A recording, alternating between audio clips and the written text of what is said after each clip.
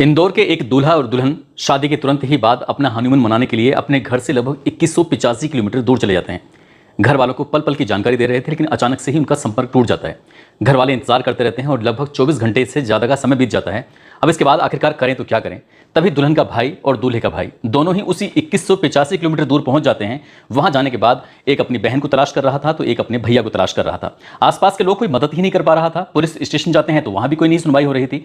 तभी इनके दिमाग में आता है कि आखिरकार करें तो क्या करें।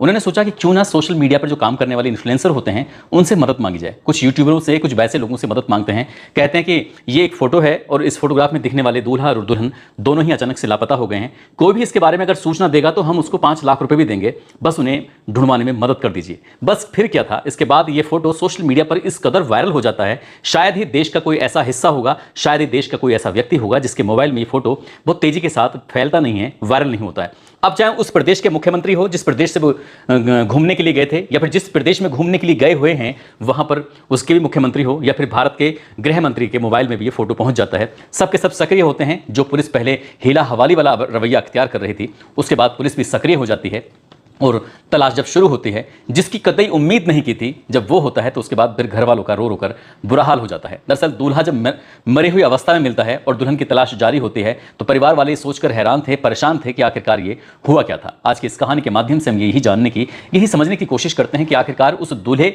और दुल्हन के साथ हुआ क्या था। आदाब, नमस्कार, सत श्री अकाल। मैं उस्मान सैफी। आज की जो सच्ची घटना मैं आपको सुनाने जा रहा हूं, ये सच्ची घटना है मध्य प्रदेश का एक शहर है इंदौर। दरअसल इंदौर के ही कैंट रोड पर एक जगह लगती है साकार नगर। वहीं का रहने वाला एक लड़का जिसका नाम होता है राजा रघुवंशी, जो कि ट्रांसपोर्ट का काम करता है। उम्र लगभग 30 साल के आसपास है। उसकी मुलाकात होती है सोनम नाम की एक लड़की से, जो कि प्लाईवुड कंपनी में HR का काम करती है। 2 महीने पहले मुलाकात होती है। उसके बाद परिवार वाले आपस में बातचीत करते हैं और परिवार वालों की रजामंदगी के बाद, सहमति के बाद दोनों की शादी तय हो जाती है। पंडित जी तारीख निकालते हैं, कहते हैं कि 11 मई 2025 की तारीख बहुत शुभ है, इन दोनों का विवाह कर दीजिए। दोनों का विवाह हो जाता है। परिवार दोनों खुश थे, बहुत ज़्यादा खुश थे। उसके बाद फिर लड़की यानी कि दुल्हन जो होती है वो अपने पति से कहती है कि क्यों ना हम बाहर घूमने का प्रोग्राम बनाएं। तभी दोनों बैठकर आराम से प्लान बनाते हैं कि हमें कहाँ कहाँ जाना चाहिए। दूल्हा कहता है कि मैंने अपने इंडिया के और बाकी जगहों की ये जगह देखी हुई हैं, तुम बताओ कि कहाँ जाना चाहती हो। जब भी दुल्हन कोई नाम लेती थी वो कहता था कि मैं तो पहले ही घूम चुका हूँ। इस तरह से फिर ये बात आती है कि माँ कामाख्या देवी के दर्शन भी हो जाएं और हम घूम भी आएँ। तभी ये बात तय होती है कि यहाँ ठीक है, गुवाहाटी के पास एक जगह है शिलोंग, जो कि मेघालय प्रदेश की राजधानी लगती है। वहीं बहुत अच्छी अच्छी जगह हैं, झरने हैं, पहाड़ियां हैं, हम लोगों को वहीं चलना चाहिए। और इसके बाद फिर दुल्हन अपनी तरफ से ही हवाई जहाज की जो टिकट थे, फ्लाइट की टिकट तय कर देती है और ये दिन तारीख भी तय कर देती है कि हमें जाना कब है और वापस लौटकर कब आना है। उसके लिए क्या क्या प्लानिंग होती है, क्या क्या पैकिंग हो सकती है, क्या क्या सामान लेके जा सकते हैं। पूरी तैयारी के साथ घर से निकल जाते हैं। और जब घर से निकलते हैं 20 मई 2025 को उनकी जो फ्लाइट थी वो इंदौर से चलती है और सीधा बेंगलोर पहुंचती है। बेंगलोर से गुवाहाटी जाती है। गुवाहाटी जाने के बाद ये सबसे पहले दर्शन करते हैं माँ कामाख्या देवी के, और दर्शन करने के बाद फिर यहां से आप शिलोंग की यात्रा की तरफ निकल जाते हैं। जो भी हो रहा, जहां भी जा रहे थे, वहां पल पल की जानकारी परिवार वालों को दे रहे थे कि अब यहां चले गए हैं, हम अब ये देख रहे हैं। इस तरह से खुशियों की जो पल थे आपस में शेयर कर रहे थे। और ऐसे ही करते करते 23 मई 2025 की दोपहर 1:45 के आसपास जो इस दुल्हन की सास होती है, उमा नाम है उनका, वो अपने बहू को फोन करती हैं। लेकिन बहू जब बात कर रही थी तो वो हाँप रही थी, यानी कि ऐसा लग रहा था उस बातचीत से जैसे कि वो किसी पहाड़ी को चढ़ने की कोशिश कर रही हो और चढ़ते चढ़ते उनकी सांस फूल गई है, जिससे कि बातचीत करने में थोड़ी दिक्कत हो रही थी। सास ने पूछा कि क्या स्थिति है, कहाँ हो, तो वो बताती हैं कि मैं पहाड़ी चढ़ रही हूँ। उनसे पूछा जाता है कि बेटा तुम इतनी ऊंचाई पे जाने की जरूरत क्या है, आपको एक काम करना चाहिए, नीचे से देख लो, आपको इतनी थकावट भी नहीं होगी और वैसे भी आपका व्रत है।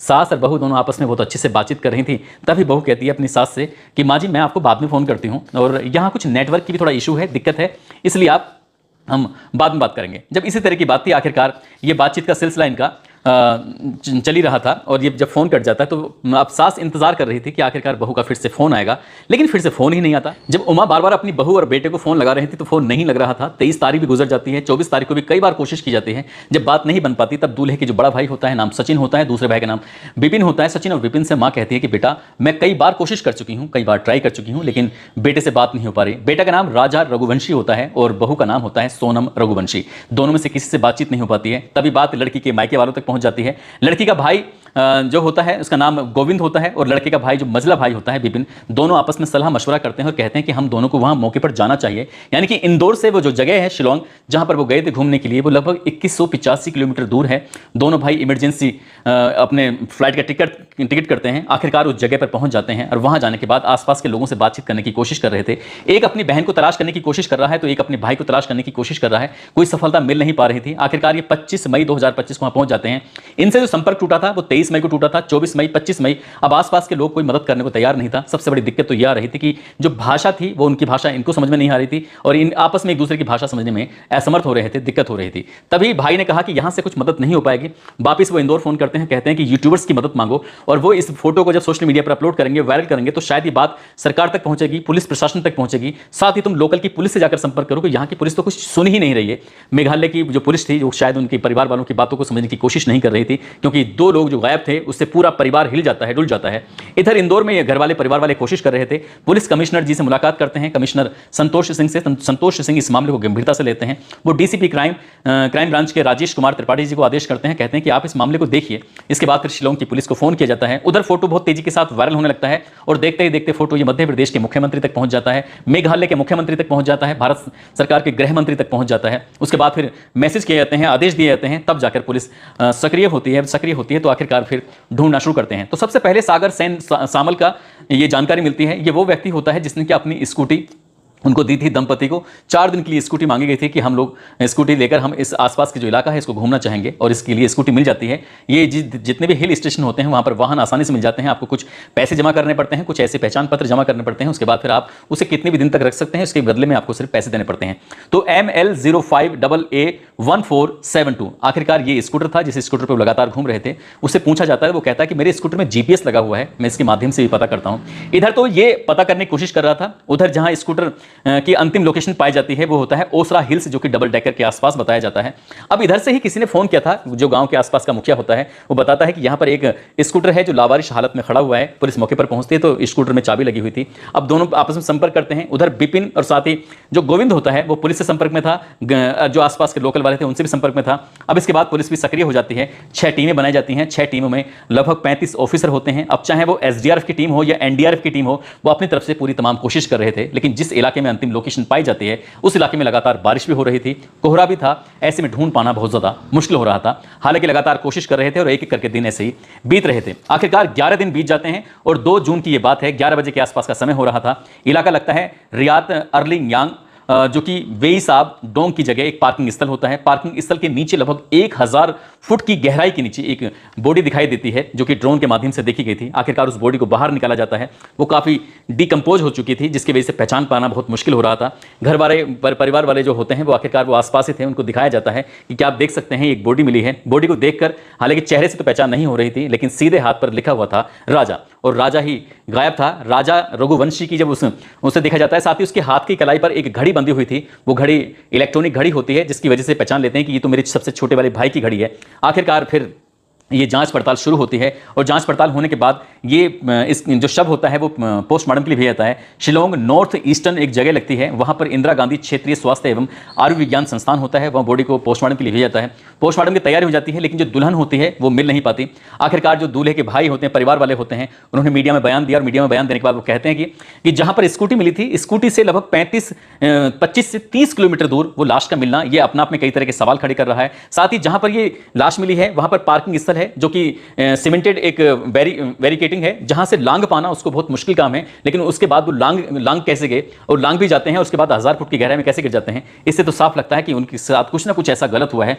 उनके पास सोने की अंगूठियां थी, चैन थी और कुछ पैसे भी थे, मोबाइल पर्स वगैरह कुछ भी नहीं। 4 मोबाइलों में से एक भी मोबाइल नहीं मिलता है। जो दुल्हन होती है उसका भी कहीं आता पता नहीं होता है। हालांकि उस लाश के पास में एक सफेद रंग की शर्ट मिलती है, लेकिन वो शर्ट किसकी है इसके बारे में कुछ आता पता नहीं था। साथ ही जब इन्होंने अपने स्तर से, जो लड़की का भाई होता है और लड़के का भाई होता है, इन्होंने अपने स्तर से जो कोशिश की थी, तो उनको शंका थी कि कहीं ना कहीं गाइड ने उनको मिसगाइड किया था, और मिसगाइड करने की वजह से वो ऐसे इलाके में पहुंच जाते हैं जो बहुत खतरनाक इलाका है, जहां पर लुटेरे रहते हैं, बदमाश रहते हैं, वहां पर गुंडागर्दी होती है। वहां आसपास कोई काफी दिनों से कोई आता जाता भी नहीं था। आखिरकार वो वहां कैसे पहुंचे, कहीं ना कहीं इसमें गाइड का भी रोल हो सकता है। रेस्टोरेंट वाले से भी बात आती है सामने कि उससे झगड़ा होता है कि रेस्टोरेंट वाले से राजा का झगड़ा किस बात पे हुआ था, पुलिस को जांच करनी चाहिए, इसे जांच करेंगे तो शायद। साथ ही उनके एक होटल के अंदर रिसेप्शन के पास में दोनों बैग मिल जाते हैं। दोनों है कि वहां क्या कर रहे थे, जबकि उनको अच्छा खासा कमरा लेना था, तो क्या वजह थी कि उनका सामान यहां पर रखा हुआ था। इसमें भी जांच होनी चाहिए। साथ ही एक्टिवा वाले की जो मंशा थी, उस पर भी मंशा पर कई तरह के सवाल खड़े हो रहे हैं कि आखिरकार इनके उसकी कुछ मंशा है। तो इन्होंने जांच पड़ताल की मांग की है,